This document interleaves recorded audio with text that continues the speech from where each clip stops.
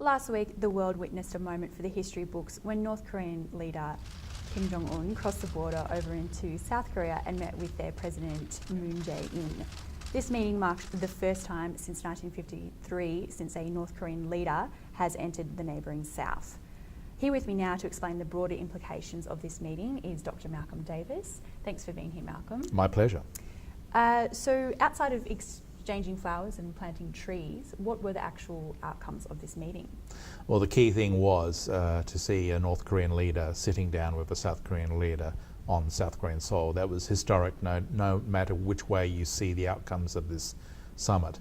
The Panmunjom Declaration was signed by both sides at the end of the day, and the key takeaway from that is that the North Koreans and the South Koreans are going to work towards ultimately a peace settlement on the peninsula that would replace the armistice.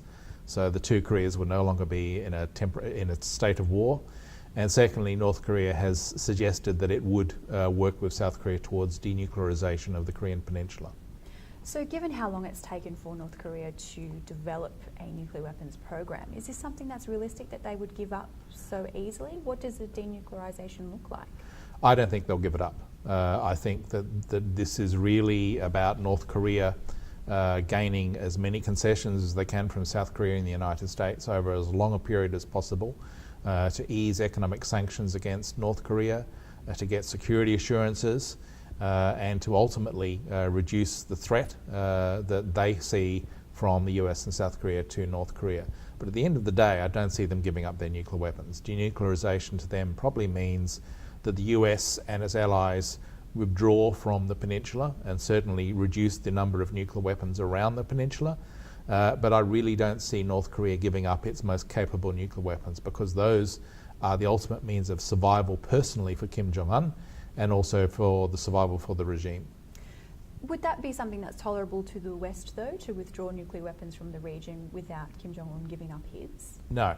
And so what you end up with is us going down this diplomatic path over a period of months where we're giving them concessions. They're giving us sort of limited responses in return. But at some point we do come to a point whereby we have to say, are they going to denuclearize or not? And I think we'll come to that point sometime later this year when we could then, the diplomatic process could then fall apart and we could be back into a provocative military cycle. How have other regional players reacted to the summit? I think that Japan is very worried that South Korea has made too many concessions or has been fooled into a trap. They're certainly worried about the Trump-Kim summit, which is the next big development in the diplomatic phase. I think the Chinese are concerned that their interests are maintained and their interests are observed.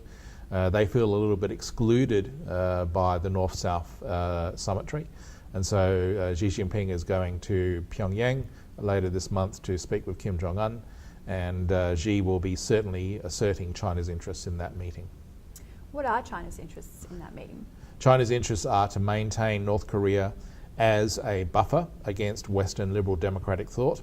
They certainly do not want to see a unified Korea that would then likely be under South Korean control. In other words, a democratic capitalist unified Korea. Mm-hmm. So they want to maintain the two Koreas. Secondly, they want to maintain stability in the north. They don't want regime collapse. Mm-hmm. And thirdly, ultimately, what they want is the US to withdraw from the region under a peace settlement that would then see China as the dominant power in the region. Mm-hmm. And of course, we've had US President Donald Trump weigh in, and he seems to be taking almost credit for this meeting between North Korea and South Korea. But he's also warned that the US would not be played like a fiddle leading up to his own summit with Kim. What can we expect from the US and North Korea summit? Look, I think it's really uncertain. I think you can give it a small degree of credit to Trump for the increased pressure on North Korea, but it's not at all certain that that pressure has motivated Kim to do this diplomatic phase now. Going forward to the Kim-Trump summit in June, I think you will see the Americans being very cautious about Kim's in regards to denuclearization. I think that the Americans will want to pin down the Kim Jong-un regime on what exactly it means by denuclearization. including timetable and method and practice. And Kim may not be prepared to do that. He won't be prepared to do that if his goal ultimately is just to extract concessions. So the Kim-Trump summit will go ahead. It may not deliver anything useful, and then the question will be how the Americans respond after that.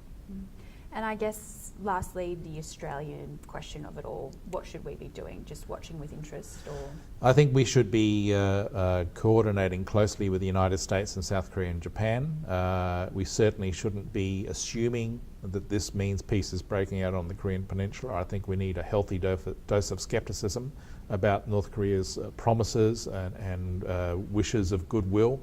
They can promise the world but deliver very little. And they can take a long time to do this, and ultimately we end up back where we started. So I think Australia needs to be cautious about this. We shouldn't be too optimistic, and we should be pragmatic and realistic about where this is headed. Well, there'll be a lot to watch with interest over the coming months. Thank you so much for your time today, Malcolm. Thank you. And thank you for watching. You can always read more on ASPI's blog, The Strategist, or follow us on Twitter at ASPI_org.